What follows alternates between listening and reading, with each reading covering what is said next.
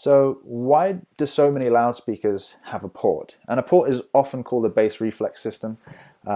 Essentially, it's just a pipe that's stuck into the loudspeaker cabinet that provides a means for the radiation from the rear of the driver to actually come out to the front.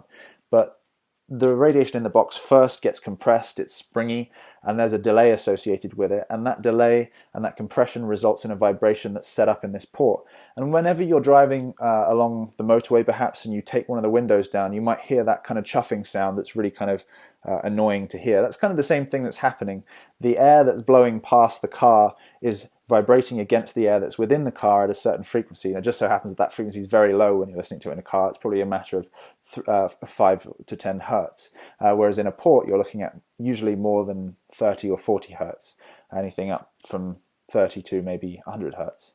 And the reason why we do it is precisely to take advantage of that rear radiation from the driver. That energy otherwise just bounces around the box and kind of diffuses and decays over time. But if we could take advantage of that and use that rear energy to stimulate a vibration in a port, then we're going to get a reinforcement of sound at low frequencies. And this is also the same thing as why people like to put big exhausts on the back of their car.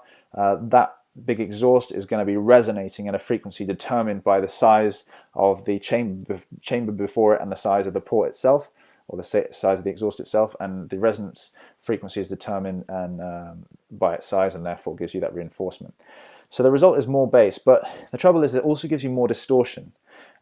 You don't really want to be hearing delayed vibrations of a pipe. It's delayed because the sound's got to get from the rear of the driver to the port, and its resonance is in a pipe, so it's not really musical. It's stimulated by the music, but it's not really musical itself. So anyone that tells you that a port gives you high fidelity is not entirely correct.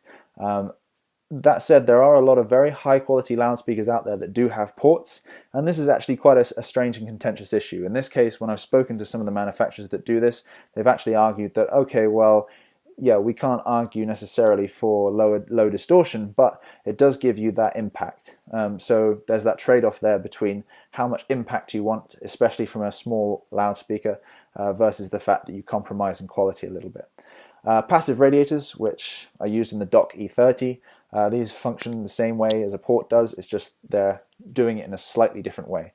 So a passive radiator is just a driver essentially without any of the electronics or the magnet system behind it, but it's still driven by the vibrations inside and the pressure inside the box produced by the active driver.